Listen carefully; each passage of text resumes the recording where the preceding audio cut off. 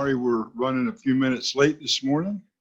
This is Pesach Sherbow coming to you from Sfat, Israel, and this is Torah for the Nations. And we're so glad that you can join us tonight. We're live on Facebook. Join the Zoom room.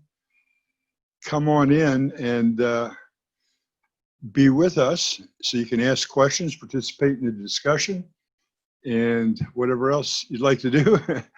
And we want to welcome to the meeting right now. We'd like to welcome Terry, co-host, and Scotty, co-host, and Amuela, and David, Martha, Thomas, and Zechia.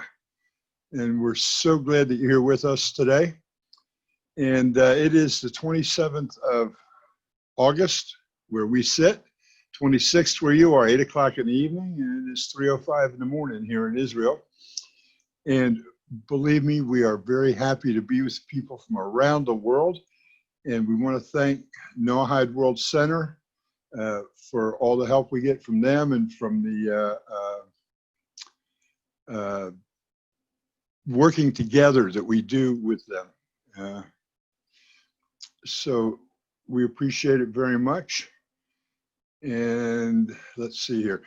If anybody wants to share this from Facebook to any other groups, we'd appreciate it. They can do that whenever they wish to.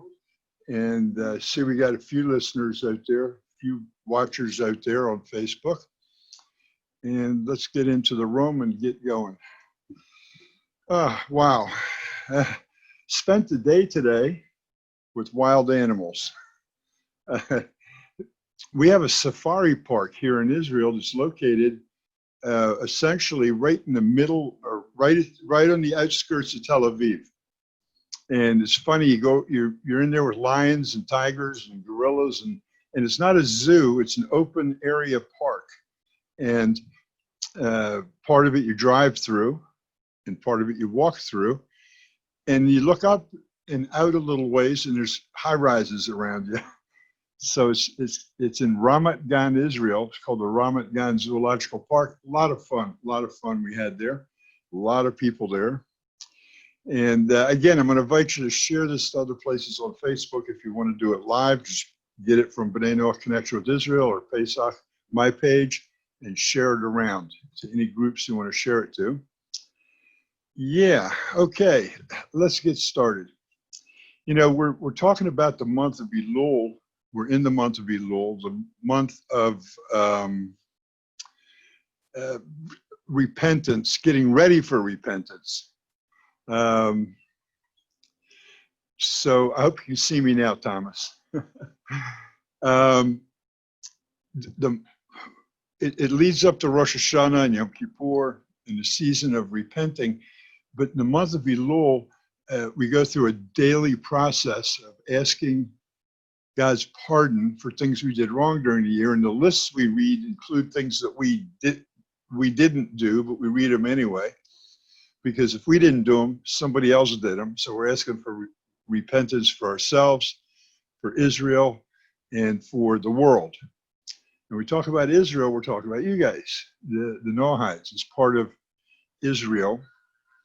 And, you know, there's a couple of Israels we talk about. We talk about B'nai Yisrael, the sons of Jacob. And we talk about B'nai Yisrael, the spiritual sons of Israel, who are connected to sons and daughters, by the way. In Hebrew, when you use the word son, if there could be 100 females and one male, you use the male description. That's the way Hebrew works. God set it up. I'm not going to argue about it. This is the way he set up the language.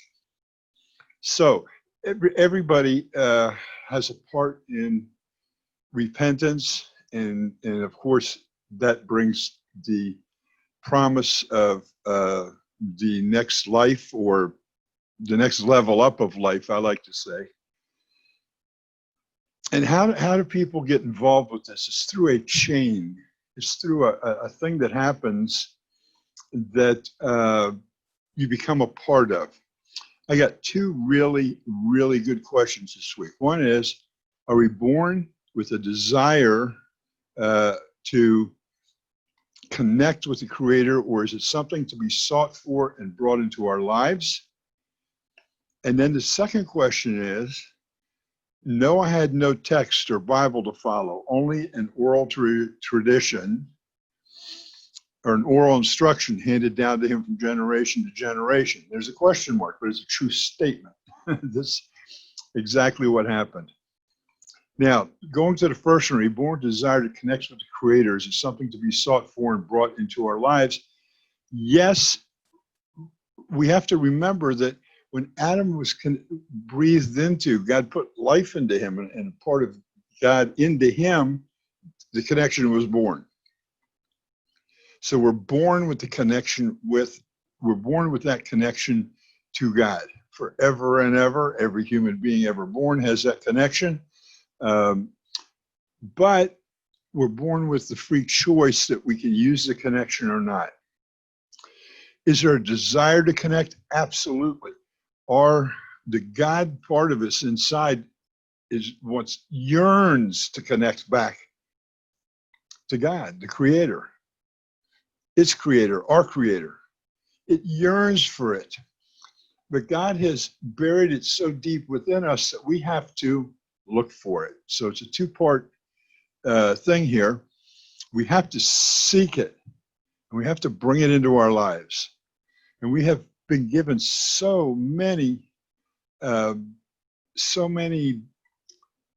examples, not parables, but actual examples how to do this.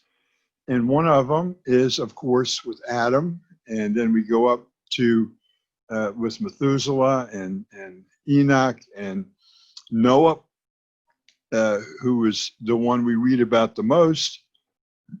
Now, that was like 10 generations from Adam to Noah, if I remember right. And they had only oral instruction. They didn't have a book to sit down and read. The printing press was still somewhere about 4,000 years away yet, or something like that.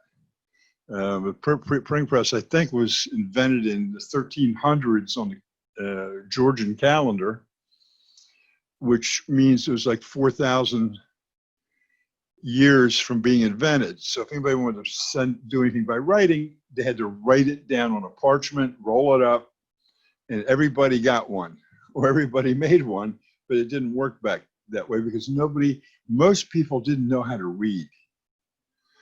So everything was oral.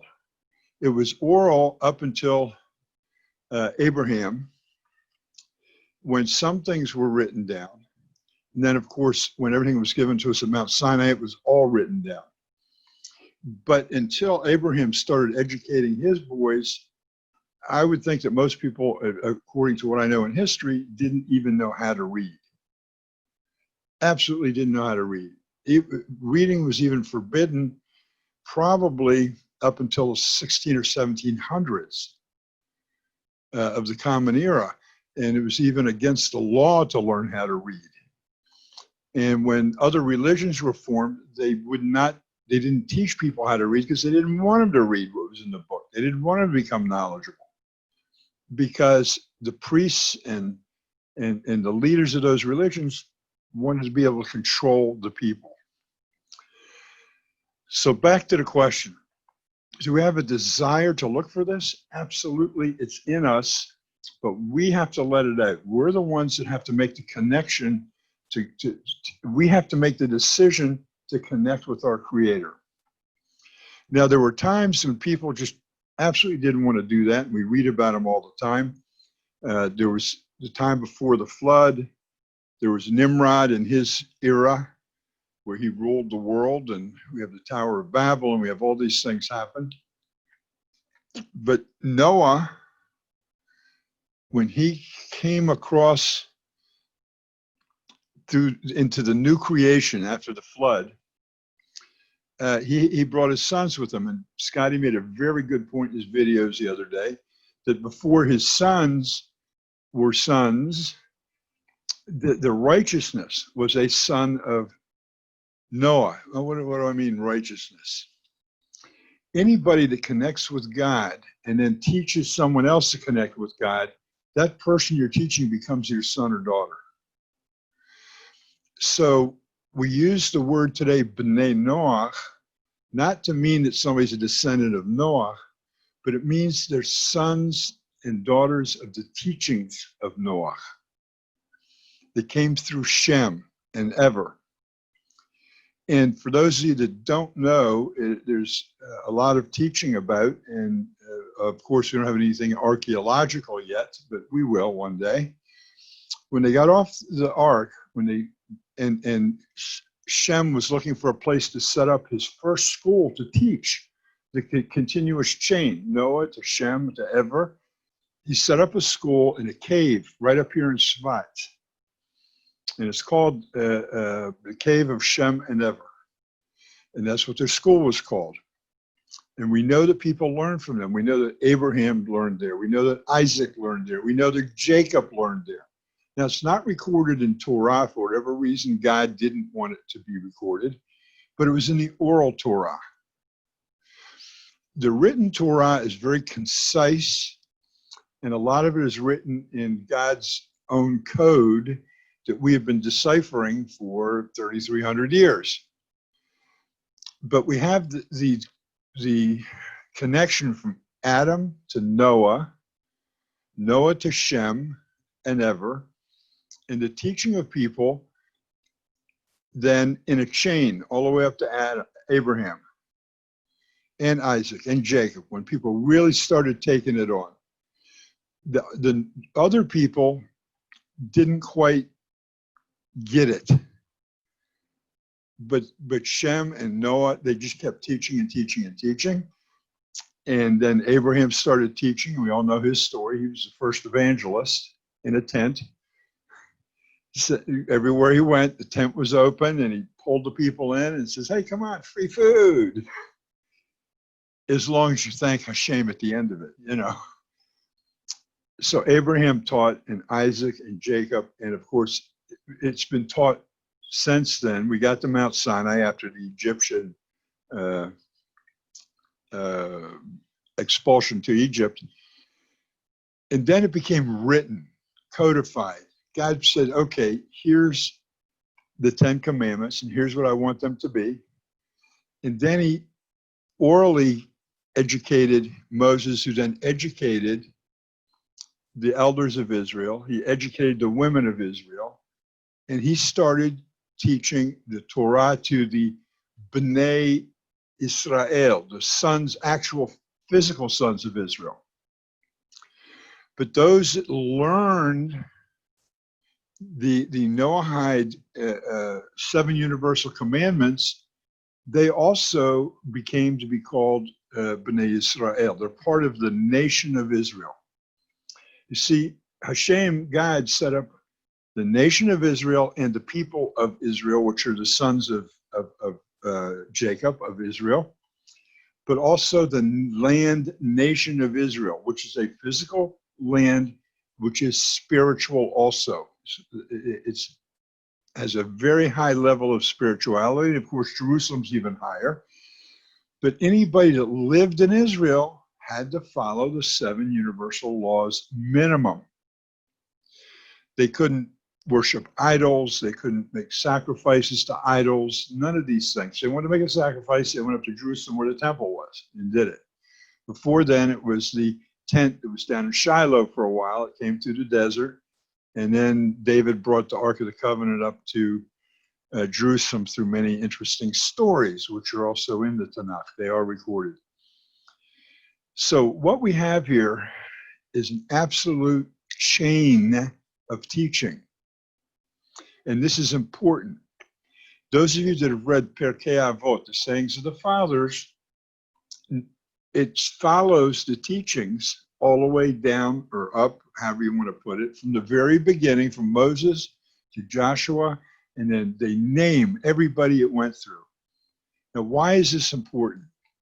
To show that there was nobody skipped, no generation skipped, that what we're dealing with today is something that was passed down from father to son and daughter for almost 3.3 millennia. And before that, it was passed from Adam through Noah, through Shem and Ever. Now, not everybody learned from Shem and Ever. He had other brothers. They went off and did all kinds of things you can read about actually in the Tanakh. So it's an unbroken line from God in the very beginning, and that's why I say we're born with the connection. So the desire is there also, and we talk about it and read about it in the Hebrew teachings about the yearning of the godly part of us to be hooked to God, to have a direct connection with Him. And that takes learning God's pathway so that we can then control the animal part of us that doesn't want to do that. The animal part of us that wants to do its physical animal things. And there are, never call a human being an animal, by the way. They may act like one, but they aren't animals. Human beings are not animals. Human beings are God's most powerful creation, but they can act like animals sometimes. And if you've been following the news in the USA, in Kenosha, Wisconsin, they're acting that way again. They're allowing all of their animal, fleshly feelings to come out. They don't know how to control them. It's the only thing they can do. Why? Because they haven't learned how to have that part, a part of them that is God, and they have parts of them that are God too, a part in there that is part of God. They've just cut it off completely. They won't let it speak. They won't let it think. Now, once in a while, they may think about it or dream about it, but they won't let it work. And that's not a good thing at all. So what is happening in the world today, which is absolutely a wonderful, wonderful thing, is that people are learning. A tidal wave is happening. People want this information. Look, most of us grew up with some kind of religion anyway. We call it religion. But religion is man-made. God gave us a way of life. We just have to focus on that way of life.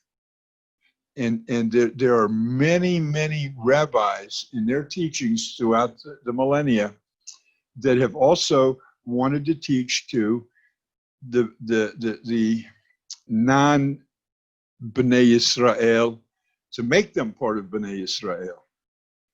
And a lot of those rabbis were persecuted, and a lot of things happened. But today, people they're catching the wave.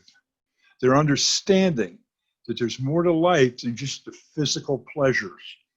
There's more to life than just one-upping someone. I don't know if people still use that phrase or not, but it's more to it than just throwing a fist at somebody.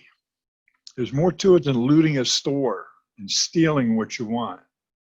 There's more to it than pointing a gun at somebody and shooting them in front of their kids. This is absolutely not the way to act. But who's in charge of that? We are, each individual. The guy that pulls the trigger, the guy that saves a life. We make the choice how we're going to walk our lives. And you know what? The hardest way to walk is actually walking the pathway that God has set up for us. And because it's not, I'm going to use the term in parens, natural. Natural is just doing the way ever you feel like doing. And who, by the way, gave us the first hint of that? Of course, the serpent. When he told Eve, just act the way God created you to act. It's okay. He created you to act like an animal, be an animal. You know, in other words, use that side of you. And that battle's been going on ever since. Now, it's a tough battle. It's really hard. But the important part is that there's a reason it's the way it is. It is, God could not show himself openly down here on this world with us, because then it would take away our free choice. If God did another Mount Sinai today, or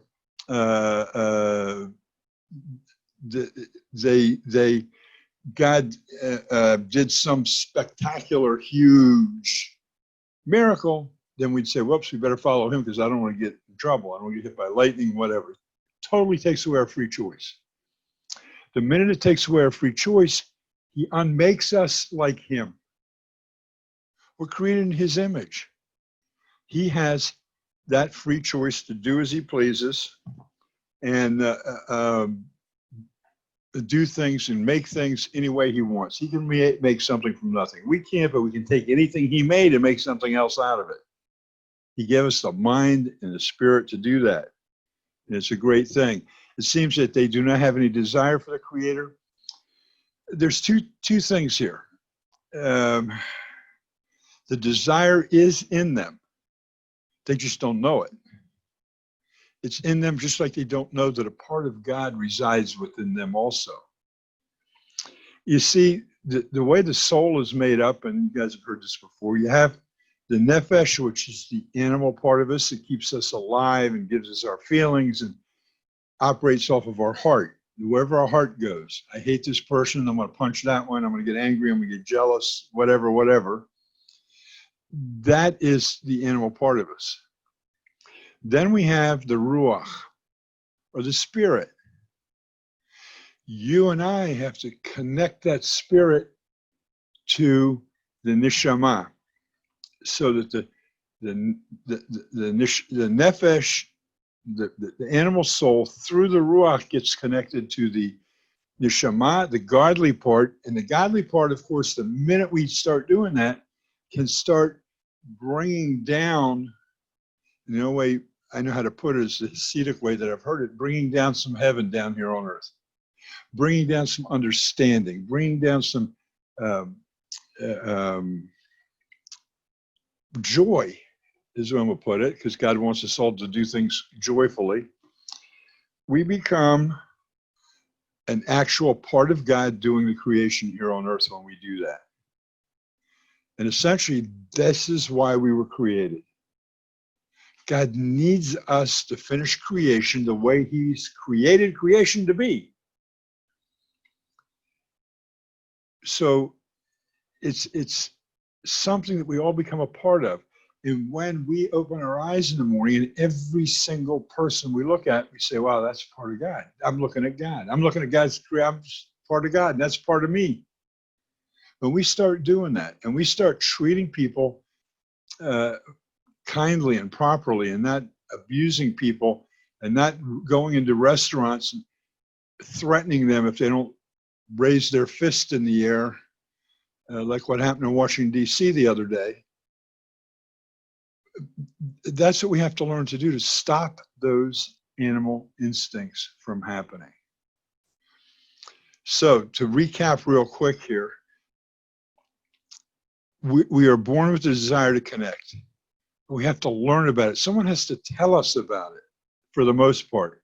I'm not an Abraham, and I'm not an Isaac and Jacob. I'm just me. And so I have to learn how to be watchful. I have to learn how to do these things. Now, what do I mean by learning how to be watchful? There's a great book, if anybody wants to pick it up. It's called Mesilat Yesharim, or the Path of the Just, or the Straight Path. And it's got a lot of chapters in it. It talks about man's duty in the world, and then the trait of watchfulness, divisions of watchfulness, acquiring watchfulness. But to read a quote from the book, it says, the idea of watchfulness is one to be cautious of his deeds and matters, namely contemplating and watching over his deeds and ways, whether they are good or evil, not abandoning his soul to the danger of destruction, God forbid, and not walking through the course of habit like a blind man in darkness. Reason certainly obligates this, for after a person has knowledge and reason to save himself and escape from the destruction of his soul, how is it conceivable that he would willingly blind his eyes from saving himself? There is certainly no debasement and foolishness worse than this. One who does this is lower than the beasts and wild animals, whose nature it is to protect themselves in escaping and fleeing for whatever is harmful to them. Now, this little tiny opening in this reading says something, says a whole lot.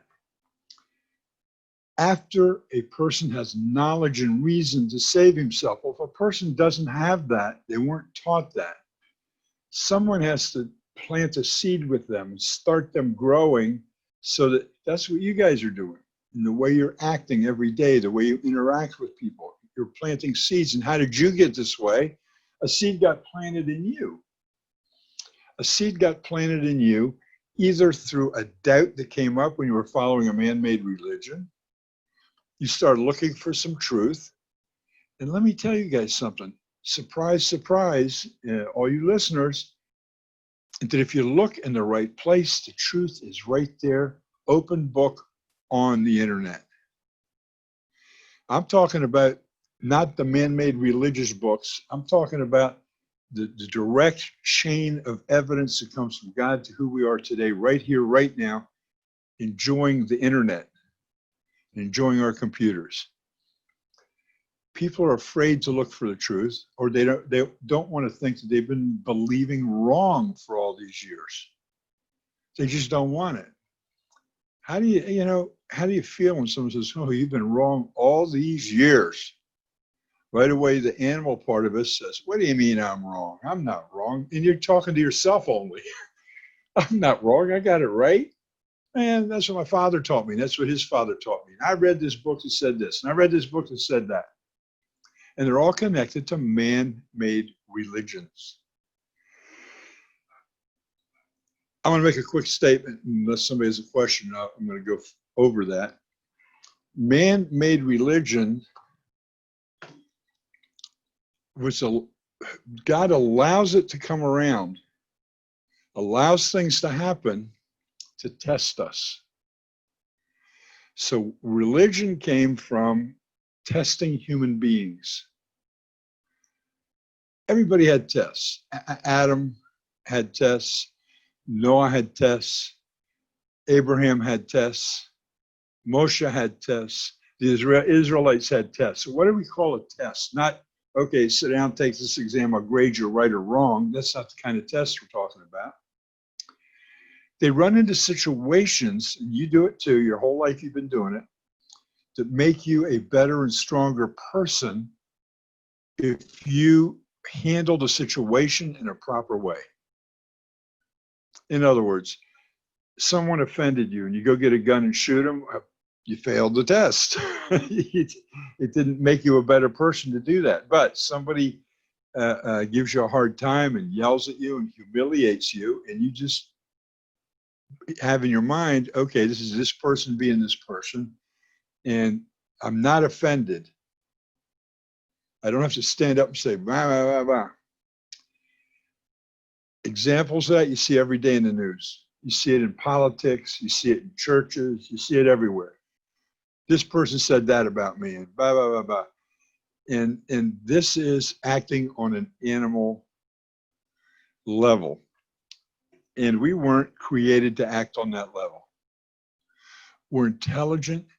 We're the most powerful creator God created, the creation that he created. And he expects us to act like we're intelligent human beings, not like we're animals. So is there a direct connection? Absolutely. It comes one through the other. One who walks along in this world without contemplating whether his ways are good or evil is similar to a blind man walking on the bank of a river. His danger is certainly very great, and his calamity is more likely than his escape. For negligence in guarding oneself from danger due to natural blindness and negligence due to willful blindness, namely shutting one's eyes by choice, and the desire is one and the same, both resulting in falling into destruction. I just read before I came on here that they're evacuating people from all along the Gulf Coast, and they put out a warning that it's a life-threatening situation, that some kind of tide that's coming up is inescapable. You will die if you don't leave. Well, there are going to be people that make choices not to leave. Now, how smart is that? I'm going to protect my house. I'm going to stand my ground. Da, da, da. How smart does that make a person? Yeah, I'm a real hero, man. I'm going to stay right here and guard my house. And nobody ever sees a person again. He had a choice to make. He allowed the choice to be governed by the side of him that is governed strictly from the emotional side, like an animal. He didn't think about it for 1 minute. What would happen when that storm tide comes in? Didn't even think about it. So it's up to us to plant the seed with people. And how do we do it? We teach. We don't evangelize, but we do teach, and we plant seeds with people. You can plant seeds with anybody. You can plant seeds with a waitress, the way you tip her and the way you treat her.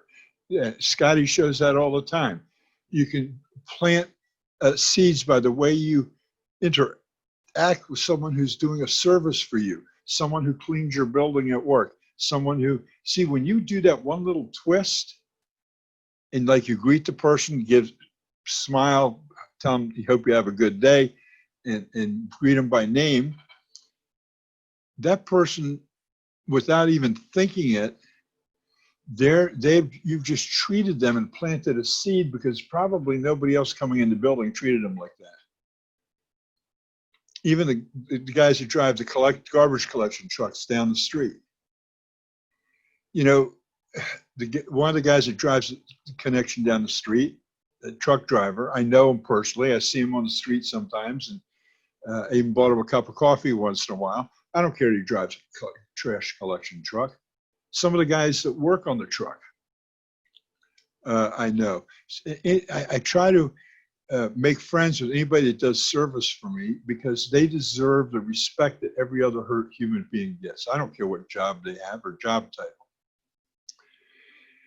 Here in Israel, that's pretty common, by the way.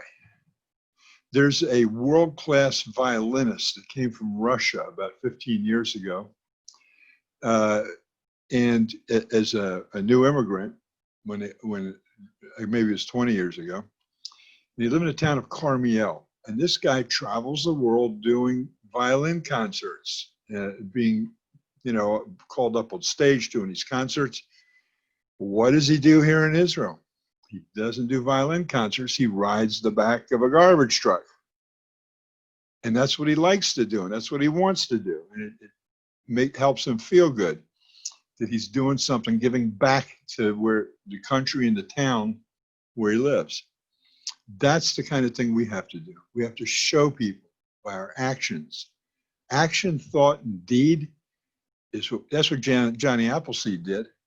He just went out all over the place using action, thought, and deed. And so, and did anybody, he planted the seed, the tree grew, it flourished, and how many trees came from the one tree? The one seed he planted. This is our job, guys, especially right now on the calendar, on the clock in the world. We have to continue the chain of teaching from God to Adam, even to Cain, even to Noah, even to Abraham, Isaac, and Jacob, even to the prophets, even to the citizens of Nineveh. It was all there. It was all in a chain. And it's connected, and it thrives, and it's alive, and it works. It works. These 7 universal laws have been around, 6 since Adam, 7 since Noah. Name me one other set of laws that have been around that long for human beings to live by. None. There's a lot of knockoffs. There's a lot of wannabes, but there's not one. And then when God gave the written word to Moses, right away, people started making knockoffs. Right away, people started writing books and saying, look what God told me when I went into a cave. Look what God told me when I was on the road to Damascus. Look what God told me this. And look when God told me that. And you're relying on the witness of one person, not 3 million people that met God in person and had a conversation with him for 40 years. You want to be in that chain, the chain of evidence, as the police call it. If one piece of evidence gets misplaced, that evidence gets thrown out because it doesn't follow the chain. Everybody has a connection to God. Not everybody knows it yet. Our job is to help them discover that connection so they can do what they need to do or choose not to. It's up to them. The choice is up to them. Absolutely. And we have to center on the thing that happened in the flood and Noah coming through and him starting to teach. Well, he taught his sons, and it only caught with one of the sons and one of the grandsons, Shem Va'ever. That's okay. Look where it is today. Look at you guys. You're direct results of Noah, or in Hebrew, Noach. You're a direct result of that. You, even though the chain got maybe twisted and turned, you've untangled it. You know, sometimes you have a chain to get it straight. You hold it up in the air and you watch it twirl around till it gets all the knots out of it and all straightened out. And we can get dizzy watching it. But that's what has to happen now. We have to untie it and stop it from being dizzy. And stop ourselves from being dizzy. So I think there's a whole lot I could quote from this book, but I'm not going to get into that right now. But I think the question here was, are we born with a desire to connect with the Creator, or is it something to be sought for and brought into our lives? It's there, but someone has to show you that it's there. Just like you go into a dark cave, if you don't know which way to turn, left or right, there should be somebody there to tell you. If you go left, you can see these beautiful caverns inside. If you go right, you're going to fall into a lake, you know. And oral instruction was all there was until Mount Sinai. There was nothing else. So that means until 3,300 years ago, starting with 3,300 years ago, there was a written Torah, but we're near 5,780, which means 2,400 years. There was no written thing. It was all oral. And that is the important part of the Torah that we all have to learn. It's not just the written commandments. The written commandments are just a little, what's the word in English? In Hebrew, it's tamsit. It's like the Reader's Digest version, the written. And the rest of it was given oral. But the written was given in such a way that it tells us how to apply some of the things to the oral. It's a complicated thing. God knew we could handle it because we're very intelligent creatures, because we're made like He is. We have a lot of wisdom and we can learn a lot of things, good or bad, and it's our choice. So, Scotty, I hope that answered the question on that. And Terry, yeah. You guys, see, I got to tell you something before I open up the mic to anybody who wants to talk. You got to understand, you got to know the question to ask. And you can't know what question to ask if you first don't get educated. You can't ask questions unless you educate yourself in what is being talked about. You know, some people read the Torah, and they'll see a thing like, I don't know, let's use the woman, when you go out to war and you capture a woman slave, and all the things you have to go through if you want to keep that person as your wife. This, when you look at this, it looks pretty weird at first, but you get into the depths of it, you realize that when people, since we don't, I guess a lot of us have never been in actual face-to-face combat where your adrenaline just starts pumping like crazy and all your emotions go crazy. But back in the day, when they had the kind of combat we're talking about, the village that was being attacked, if they knew in advance, they'd dress up all their women in very alluring clothes and put them right where the enemy could see them. Not so they'll be killed first, so the enemy's desire might change from war to something else. Because you got a lot of adrenaline running, and these guys are all pumped up, ready to roll, and then they see some beautiful half-naked women in front of them, and their emotions can change. Why does God even allow this type of thing to happen in the Bible? Why do we have these rules about someone captured in war, a woman captured in war? Well, God's pretty smart too. Human beings are going to do this anyway, whether God says it's right or wrong. Because that's when the worst part of our animal side comes out in times of war. I mean, imagine back in the day when they used swords and hammers and sickles to fight with. I mean, I haven't seen a movie gory enough yet to even be able to tell me how it was back then and how the field of battle was. But God knew, because of who we are, that our animal side, the raw emotion, was going to take over, and we were going to take these women anyway and not be nice with them. So he says, oh yeah, you're going to be nice, and here's how you're going to do it. And he puts all these limitations on it so that we would think about it before we did it real strongly. So some things are in there just to show us we have free choice. The other things are show us how we should walk with Hashem. Okay, let's see. I saw some hi from Arizona from Esther Amnon and Ephraim Grandius from I don't know where. Said hi, Ephraim and Batya. Oh yeah, I know them. They used to live here in Israel. I've eaten meals with them a few times. Good to see you guys. And I don't know if any other Facebook pages had comments on them, but we appreciate that and saying hi. So anyway, anybody have any questions or comments or anything to add to what we've talked about so far? In the dropping of the seeds, so to speak, as you was talking about planting seeds, how many different ways are we able to plant that seed? And I'm going to give you just a couple of few instances, and you can tell me the degree.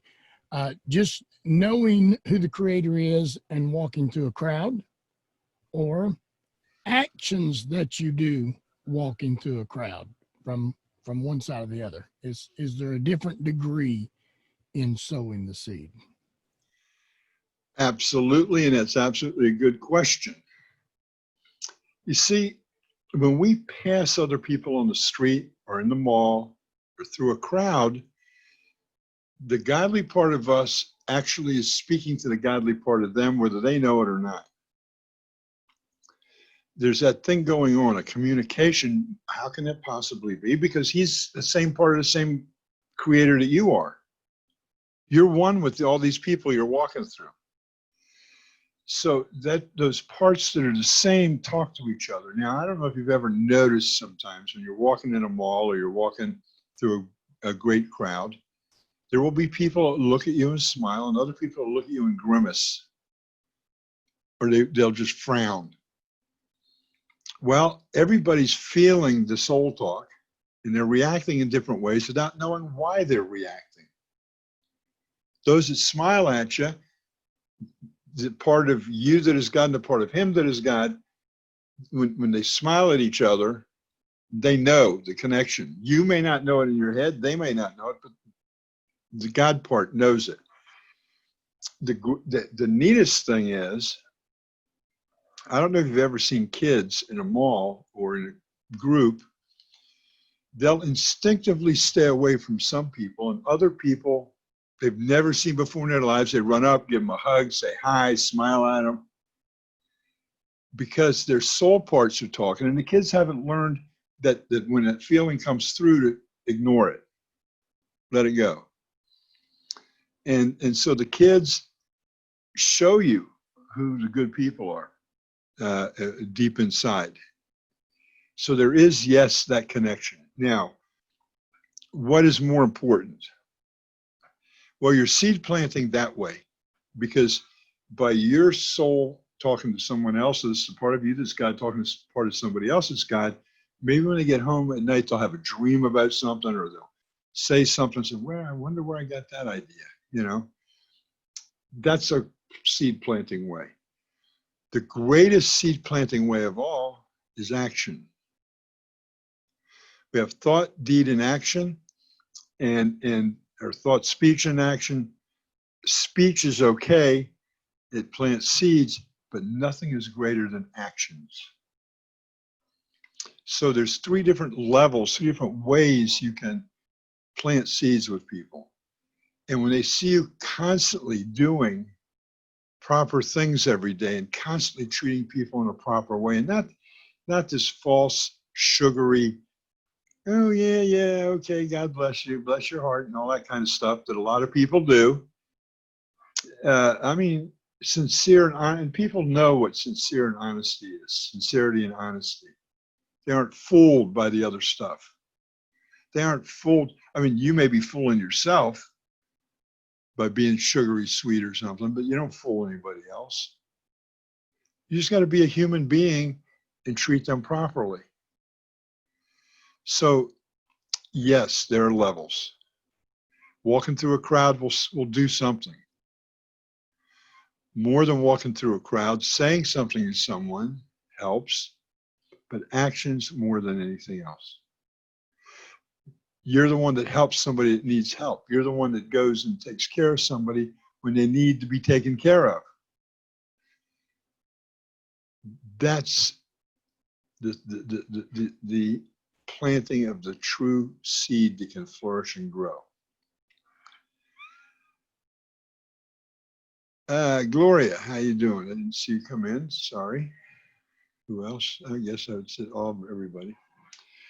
So I hope, Scotty, that kind of gave you the answer to your question. All right. I haven't seen any other real questions on the Facebook page that I put it on. I don't know if anybody else saw anything anywhere they may have shared, but if you're in the room, you can share it with us, or any other questions that came in. What? I got another question for you if you want. Go ahead. When you operate in, now I'm gonna just paraphrase, and you can add the proper terminology. When you operate in the good or the bad, is there one of the other that is easier to operate in, or is it the longer you operate in one or the other, it becomes easier? And let's say I'll go with those two right now, because I got another part 3 to that. But is there an easier one that you find easy? Like if you don't know nothing about either one and you operate in one, is there one of them that's easier? It becomes more natural to you. And okay. All right. Well, that's a little bit of like a trick question, actually. What happens here is the easiest one to operate in is the animal part of us. We grow up, our parents teach about it. It's something that operates right straight from your heart to your action. Anger, jealousy, whatever it is, it operates that way. That's the easiest thing to do, because you don't have to learn anything, nothing. You just do it. So wonderfully, that's the easiest. And you never have to leave it if you don't want to. The hardest thing to do is operate in the way God wants us to work our lives. But the funny thing about it is, once we start going that path and we do it every day, even if we start off with an hour a day, and then it goes to 2 hours a day, and then it goes to 24 hours, it then becomes even easier than following your heart. Why? Because you get joy from it. It brings you joy. It doesn't bring you anger and resentment and jealousy. It doesn't bring you the negative feelings that always tear up our energy, always leave us crazy when we get into that. You know, when you're jealous of somebody or hating somebody or holding something against somebody, that takes a lot of energy. It's all negative energy. And it's all energy that God gave you to do good. But you're wasting it on doing the other things, so you feel it inside in your soul. I don't care who you are, how bad you are. You feel it, the energy. Now, it takes a lot of energy to start walking in God's path, but as you do it, it takes less and less energy because it comes very natural to you. You don't, when you don't allow into your heart grudges and anger and stealing and hurting, when you don't allow it into your heart, there's a lot of energy that doesn't get wasted. So it's got to go somewhere. So you use it for the good. Everything we do, God gives us the energy for. He gives us his energy through him, connected to him. He gives us energy every day to do things. We can waste it, or we can use it in a proper manner, either one. Did I answer the whole two questions? Yeah, and you actually answered the third part that I was going to ask. So what were you going to ask? Go ahead, say it. The part about once you begin to operate in it, it becomes easier and you gain strength in it. It begins to feed. Absolutely. And you gain strength because you're using the energy in a proper way. There's no short circuits. There's no problem. You know, example, Shira has a new phone. She's had it about 90 days. And the thing started acting really haywire. I mean, it was nuts. It'd be off and all of a sudden it's on and it's playing some YouTube thing. Or, I mean, it just had a mind of its own. It was doing everything we didn't want it to do. So I took it to a friend of mine who's a technician at one of the stores. He says, well, I can't open it up. You've only had it for 90 days. You lose your warranty. And I said, look, I've never in all my life, and I've been using these kind of phones since, I guess, the 80s, for almost 40 years. I said, this isn't a warranty thing, I'm sure. Open it up. I want to know what's wrong inside. So he went inside. Somehow some droplets of water got inside on a couple of the connections. Now, the connections in most cell phones are gold. They're not steel or tin or something like that can rust. But these connections had this looked like white mold on it from the water. I'm thinking, because we have such high calcium water here, that when the water dried, it left some calcium on the connections. And it finally got to the point where it just disrupted or made crazy the thinking inside. So I don't fix it and put it back together. It cost me like $30, and I was really appreciative of them. But see, that's what happens to us. We get these short circuits inside. We act crazy and we start thinking it's normal. And we don't think about it. Like that cell phone, it couldn't figure itself out. It just did whatever the little spark of energy gave it to do through that not right connection. We've all had toys and other things as we were growing up that were battery operated. You get a little corrosion in the little battery box and all of a sudden it acts crazy or it stops working. This is what happens when we let our heart control our energy and emotions and everything we do. We have to, in the beginning, it's hard to clean the connection, to get it straightened out, to get it working properly.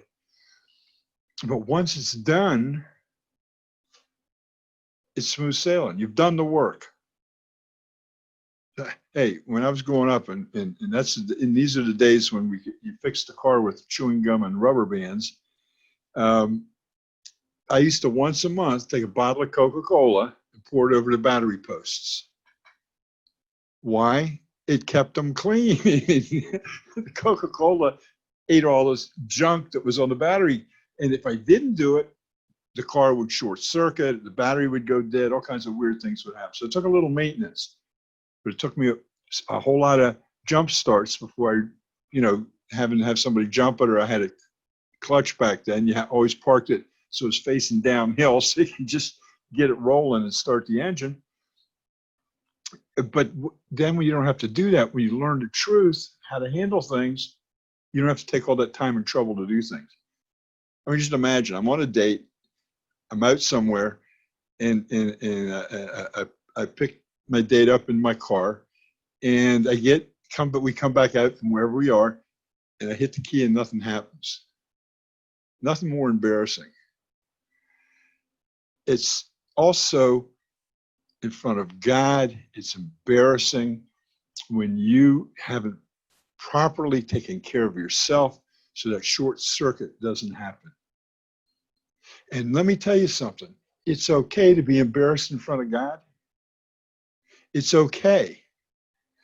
Actually, if you can get to the point where you feel embarrassed in front of God for something you did or didn't do, you're right where you need to be.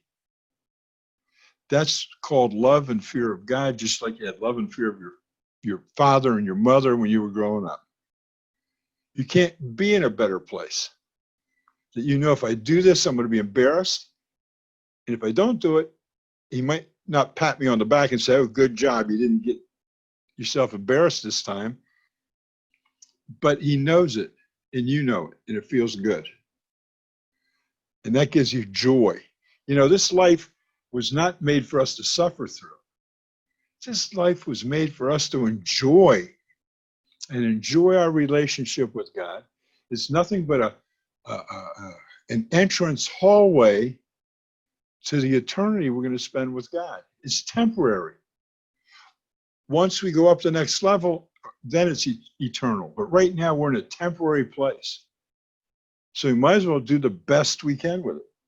Kind of like a waiting. I don't know if you guys ever took long air flights and you had to spend 3 or 4 hours in a terminal in a foreign country or something, and you get anxious and you get upset and things like that, or your plane's late or you miss a flight. This is what this hallway is, and the better you can handle it, the better off you are, because you'll enjoy doing it. And when I used to do those things, I used to find somebody to talk to. I'd walk up, I'd see some guy sitting there reading a newspaper, and I'd sit down and we'd start talking. I made a connection with somebody, and it made the time go fast, and I enjoyed the 4 or 5 hours. And on one flight coming from the USA back to Israel in KLM, you spend 14 hours in the airport. I forget what it's called, Schiphol, something like that, in Amsterdam. Or you can go downstairs and get on a train and go anywhere you want, up and back Europe, as long as you're back in time to get on your other airplane. So it's what you do with what you have that's important. And you can enjoy almost everything. And along with that, and I always like to put this little point in, sometimes we look at life and it looks dark and it looks bad. It looks like something terrible has happened in our life. But the sages say it's nothing but unrevealed good. In the end, it's going to be okay. And we know that everything is temporary anyway, so it's going to be okay in the end. And we just have to trust God for that. Every time something happens that we feel is wrong or isn't supposed to happen, we have to say to ourselves, okay, I trust God. No matter how dark it gets, I trust God. Now, I haven't always been a religious Jew. I haven't always been the best guy in the world. But from the early 70s, I've had total 100% trust in God in whatever ever happened in my life. There's a whole story behind that. Some of you have told, some I haven't, but one day we'll go through it. But now's not the time. Any other questions or anything you want to add? Terry, did you come up with anything you can help us with?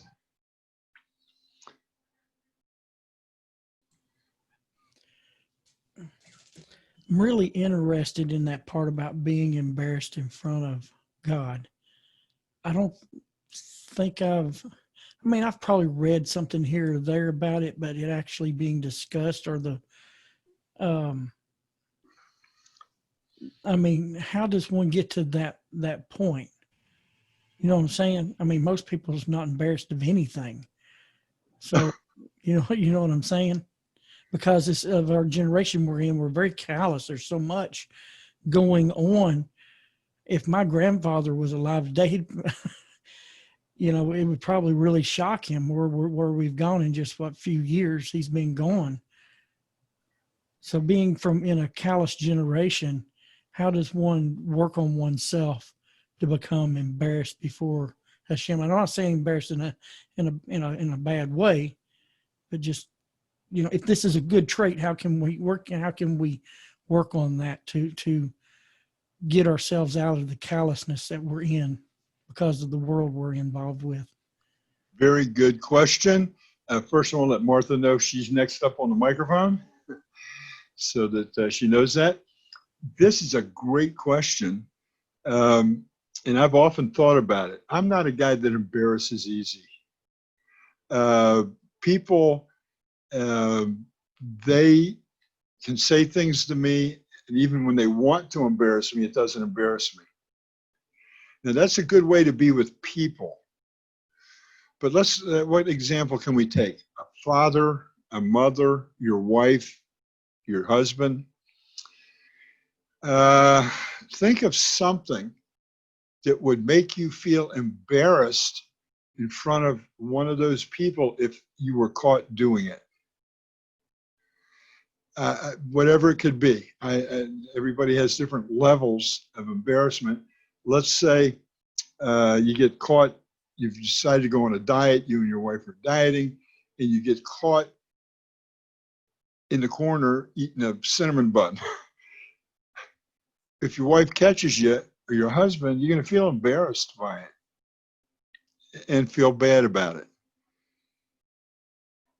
The best example I know how to use is when I was growing up, my father always taught me the ways I should walk and what he expected from me. Sometimes I did some things a little screwy, I got to say. They weren't exactly the right thing to do. And when he caught me at it or found me out, that my face would get red. I would actually be embarrassed in front of my father that he found out about it. Now, what brings the embarrassment? Not that your kid throws a temper tantrum in the middle of a grocery store and you're embarrassed over that. I never was, by the way. I always let her finish the temper tantrum, and people would say, "Why don't you take care of your kid?" And I'd say, "She's taking care of herself. She's all right." Not that kind of embarrassment. The embarrassment you have in front of a father figure, a mother figure, an embarrassment. I know a lot of Catholics spend a lot of time confessing once a week. They had to, even the little kids in school had to manufacture something to confess once a week, or they were embarrassed in front of the confessor in the booth that I don't have anything to confess. When we realize that God's eyes are on us 24/7 and we do something wrong, and Terry, you used an example that you found something wrong at work one day when you were reading something on a break and you pulled a yellow marker out. And it was the company's yellow marker, and you started using it and said, "Oops, I'm not supposed to use it." And you pulled your own yellow marker out and you used it. What stopped you from continuing to use the yellow marker of the company? It's wrong, right? That we said it's wrong, but it's also the prohibition of theft, meditating on the prohibition of theft. That also, you should get to a point where you get embarrassed before God when that happens. It's like doing something wrong in front of your father or your mother. When you can get to that point, that when you do something, not just because it's a forbidden thing, but you actually feel embarrassed or bad because you did it in front of God, that's the highest level that you can have in your relationship with God. And it means that you always have to remember that he's watching every little single thing you do, including yellow markering a page. So we start off with, it's wrong. I violated a commandment, which is the basic level of fear. And then as we go on, and if it happens again, we get embarrassed because we did it. I did it once. I know it's wrong. So maybe somebody can explain this better than I'm doing it. I'm just telling you from my own example. When I was a kid, me and a buddy of mine went out one night. We went around to some people's cars in the neighborhood, and we didn't puncture the tires, but we let through the valve. We let air out of 2 tires on each car, so they couldn't just change a tire and go to work in the morning. And someone called my father and said, "Hey, I saw your son, da, da, da, da, da, da," and he called me in front of him. The minute he called me, I was embarrassed to be standing there. I knew why he was calling me. I did this thing, and I was embarrassed in front of him. The minute he called my name, I knew exactly what it was. It couldn't have been anything else. And so I was embarrassed in front of my father. I still remember the feeling I got, how flushed I got, and how it hurt me inside that I was embarrassed in front of my father and I put him in an embarrassing situation. This is the highest level of attainment we can get with God. There's nothing higher than that. That means your love is so strong for him. It's stronger than anything else in your life. And that embarrassment shows that you know you violated something in front of me the minute you do it. Not, oh, I transgressed a commandment and I know he'll forgive me, I'll just ask for repentance. But you get an emotion about it. How could I have done that stupid thing? And you become embarrassed. And you know what? What I would say is it takes work. It took me work, years to get to that level. It took me years to be able to feel embarrassed. And I'm going to tell you who taught me the most about it was Shira. My wife, who is, she converted. But she said to me one time, that happened, and I was totally embarrassed in front of God that it happened. And I said, embarrassed? And she said, yeah. Now, that was a while back, but then I started putting all the little facts together about what all this stuff is. So, that answer your question a little bit, Terry? Okay. Rabbi, I think Martha left. Did she have to leave? Is that what she was saying? She had to leave? Oh, I don't know. Maybe it was. I thought she had a question. I got one to go with what you and Terry is talking about. And by the way, Terry gives me a lot of my information that I use on the videos. So thank you, Terry. I just want to throw that on you. I give you the credit for that. In the process, and let's see if I can. Oh no, there's Martha back. There's Martha. Martha, did you have something you wanted to say? You want to go ahead and say this before I ask the question? Did you have something you want to say, honey? Well, I'm sorry, my computer totally crashed on me. So now I'm on my phone. Being embarrassed in front of God happened to me today. I've been trying really hard to get my habits better so that I always say the blessing before I eat or drink something. And I was in the kitchen. I decided what I was going to eat. And I said, I'm going to say my blessing in the other room before I start eating.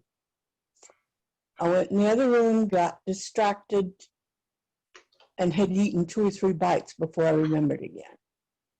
I cried. And I did say, I need your help to stop myself and be more mindful of what I'm doing. And then I asked the blessing. So that's how I relate to the being embarrassed in front of God. Good example. Thank you for that. That's a good example of exactly what we're talking about. You know where I get hit? After the meal. You know, that's why it's so important you say a blessing after the meal, because before the meal, okay, I remember it. But when I'm on a full belly and I'm feeling good and I forgot I was hungry, I get up from the table and walk away. And that happens to me still. As a matter of fact, within the Shulchan Aruch, the way you handle this, you're allowed 45 minutes after the meal to say the blessing. And you're supposed to sit sitting where you ate, but if you already walked a considerable distance and then remember, you're allowed to say it then. So it's like a normal thing, but it is embarrassing, and you're right. And that is absolutely a good example to use. And Thomas, I'll get to you in just a minute, but Scotty had something he wanted to ask before then. Well, I was just going to say, is there a point, and I'm going to say this like a husband and wife, the spouse, that you become so in love or attached that you get these checks and balances that happens inside you before you even get to that point where if something is about to happen, you get this check and balance that happens inside of you. Absolutely, if you're allowing it to happen. See, sometimes, especially with husband and wife, we get into a position where you're thinking and you're not thinking. Husband and wife do it to each other. And things get said or things get done. It shouldn't have been said or shouldn't have been done. But most of the time, as you learn to overpower this emotional thing from your heart, yes, then the checks and balances come in. And you stop yourself from crossing lines. And this is what we have to do with God. Stop ourselves from crossing lines with him. There's certain phrases that are normal, everyday use phrases in the English language around America that we used to say them too without thinking, that you don't say today. I'm sure people can think of things they used to say that they will not today say in front of God, because the system of checks and balances kicked in and straightened it out. And you also feel very uncomfortable when you use those words or phrases, just like you'd feel uncomfortable if you did something not proper in front of God. So yes, that happens. Scotty, no, Thomas. I sometimes I don't catch things real quick. Well, a lot of times I don't. But you're talking about being embarrassed. I just realized that I got out of the hospital Saturday, and I had a prescription for antibiotics, and I turned it into the civilian because I usually get my medicine from the VA. But to get it from the VA from a civilian prescription, I got to go through all this process, which would take too many days. Well, then the pharmacy told me they don't accept my insurance no more. So I had to go to a different one. And they were giving me some slack. And I kind of got testy with the gentleman behind the counter. And when I walked out of the store, a Walgreens, when I walked out, I just froze in my tracks and said, oh my gosh, what did I just do? I said, that was totally wrong. And I apologized to Shem real quick and turned around, went back in and apologized to the young man. And it was like his mind was totally blown. I said, I didn't mean to get testy with you. I'm pretty sure you get it all the time, especially in this job. And I felt, I don't know how to explain it. I just felt so terrible. Even though I said apologize to him and apologize to Hashem, I still felt bad for hours afterwards. That wasn't feeling bad. That was feeling embarrassed for hours afterwards. Well, now I know it's embarrassed. You were embarrassed that you got caught that way, yeah. And you know what? You did right.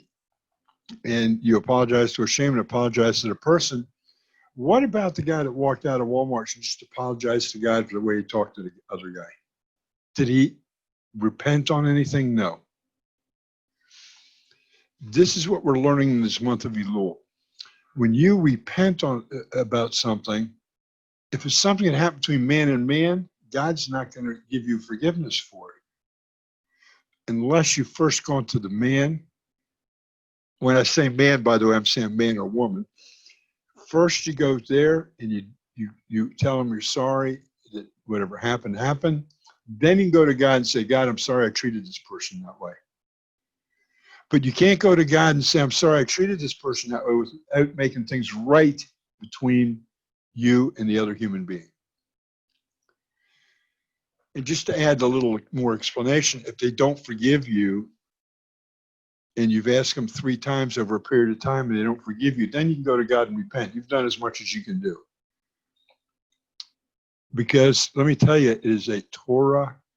We call it Doraita. It is written in Torah that if someone offends you and they come and apologize, you must accept their apology on the spot. Now, sometimes that's really, really hard to do. But think about this. We're created in God's image, and that's what he does for us. He doesn't make us go through a whole bunch of hoops. When we go to him and we ask for forgiveness because we did something wrong, he gives us immediately. He doesn't tell us, go write it down 100 times, I will not do this again. He doesn't say, I'm going to hold it against you for 30 days. Immediate forgiveness. And we're created in God's image, so we're supposed to be able to do the same thing. But we have to learn how to do it. That's the big thing. Okay, anybody else have anything they want to bring up or talk about this morning or tonight where you guys are? Okay, you know what? I love it when we get questions that are good questions. Please send me your questions. If you have the question, somebody else has the question also. Don't think it's a silly or stupid question. The silly question, the dumb question is the one you don't ask. So you don't get the information. But this is so important that you ask the question, because if you have it, a whole bunch of other people have the same question. And they need the answers too. And we try to get everybody together so they can work properly and do everything in the proper manner.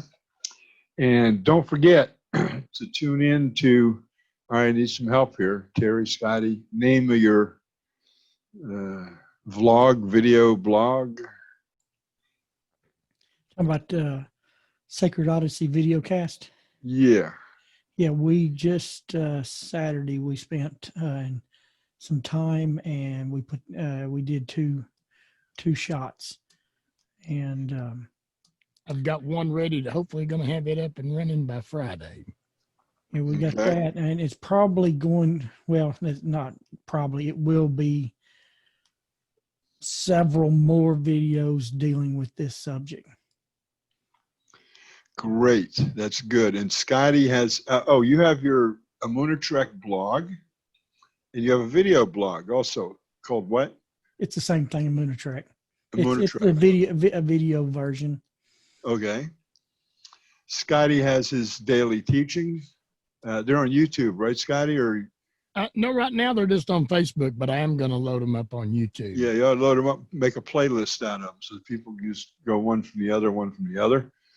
Don't forget Torah for the Nations and Torah for the Nations Women's Gathering.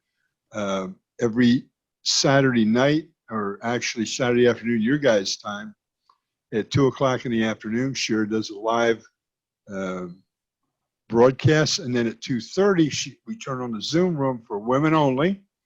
And you guys can come in and talk and ask questions of each other and help each other learn.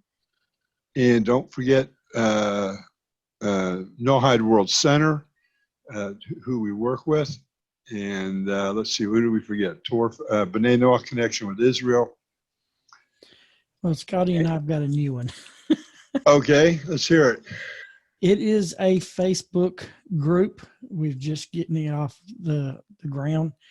because of some of the videos that Scotty has done, he's been asked, well, where do we go to learn this simple stuff? People go to church all their life. And I said, we've never heard this simple stuff. So we've started a Facebook group called A Simple Walk, primarily for those that are in other religions that haven't been taught this stuff in the simple way. We have pastors and stuff that Scotty talks with. So we've started a Facebook group to eventually be able to say, hey, here's where you can go. We're going to start putting our videos on there. Scotty's putting his videos on there, trying to get some discussions going, about the simplicity of different, common subjects that people have in their religious world, but maybe they've not, like you said, they've not asked the right questions. Okay, that's very good. When you're passing on information, whether it's you're doing it in a group in your home or you're doing it anywhere, there are a couple rules that need to be followed only because it helps you, gives you more credibility. One of them is being able to quote sources from where you get the information. And the other thing is having oversight. In other words, you're not just hanging out there and people are saying, oh, that's your opinion, that's your opinion, that's your opinion. So those two things are always important.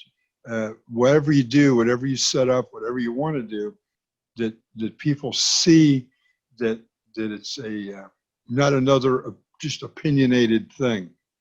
So it's important that you think about ways to do that also. Anybody, by the way, I'm not just singling you guys out, but anybody that does anything like that and has Facebook groups and whatever, I do want to say, and I don't know if it's going to be in English or not, but we have a group in Lithuania that's starting a small Noahide group, and they started posting in different groups in Lithuania, and they're getting a lot of interest from people.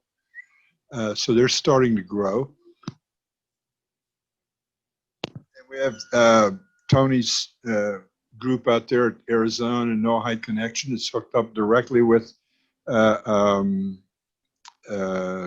World Center. And we have Cole Younger, who's teaching Hebrew. So you should maybe, if you want to learn get some information about Hebrew and learn some basic Hebrew, it's a good place to go. So we got all these groups together, and someday I will get somebody will send me their links so I can put a page up so we can have a page right on, everybody can put it on their own Facebook group or page with all the different links to send people to. So hopefully we can get that done. Okay. Can I say one more thing before you come to a close, Rabbi Pesach? Absolutely.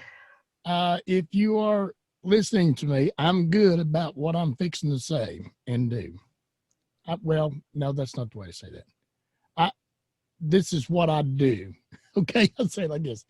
If anybody's out there and you're looking for a charity, I believe, isn't there, Rabbi, and I'm not calling you a charity, but isn't there a text that says, if I will bless those that bless Israel? Absolutely.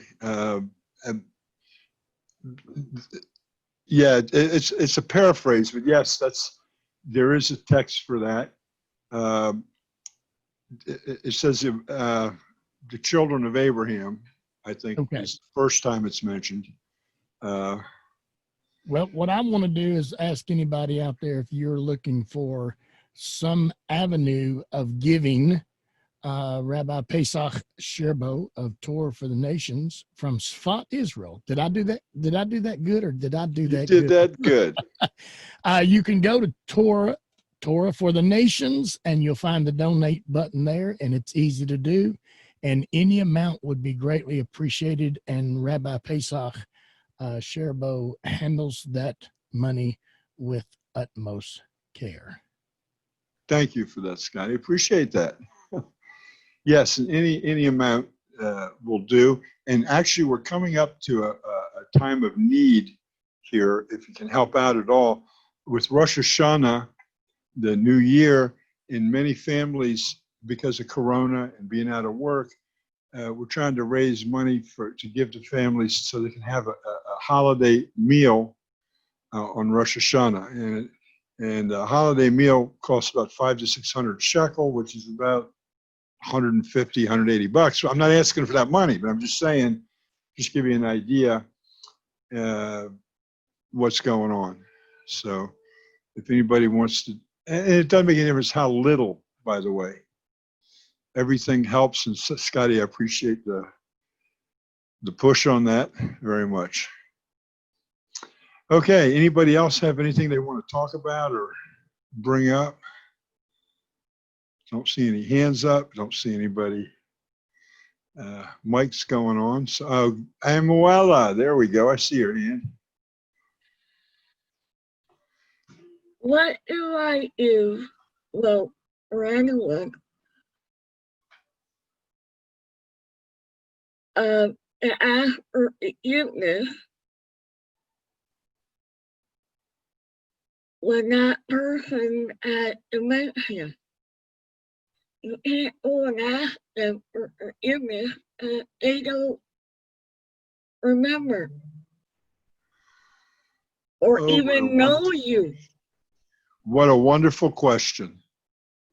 And I'm embarrassed that I didn't talk about it, by the way. It's a great question. Thank you. What do you do if somebody doesn't know you, or they've already nifter, we call it? It's already gone on to the next life, or you can't get in touch with them at all. What do you do? How do you? Well, God is not an unreasonable guy, and he knows. First of all, if it's someone with dementia, or someone that's ill, or someone that has any kind of illness, mental illness or whatever, or mental disorder, I should say, you can show the difference by the way you talk to and treat that person. And God sees how you're treating that person and how you think about that person. He knows that the person can't give you forgiveness, so it's okay. But you know how they say the proof's in the pudding? The way you treat the person and interrelate with that person is important. That is your repentance. If someone is nifter, I hate saying dead, because only bodies are dead. People don't die. They're eternal. So in Hebrew, we say nifter, the body died, essentially. That person, according to all the teachings that I've read, that person actually hears what you're doing. So you can in that way repent. And God knows where that soul is, and so you can't get an answer from the soul. Although every once in a while in my life, I've had questions, and I'll go to sleep at night and get a dream from my father or from someone else. So that's one way of answering, although we're not supposed to try to call up that person in a dream or in any way, shape, or form, but it happens sometimes. That person wants to talk to you. So good question, and all it is action. Here, your action really speaks for yourself. And God sees it, and you don't have to worry about it. You are, in his book, you're clean. Okay, that's good. Okay, just remember, God doesn't hold grudges. And if you've done everything reasonable to correct things, he's with you. It's that simple. Okay, anybody else have anything? Any other questions?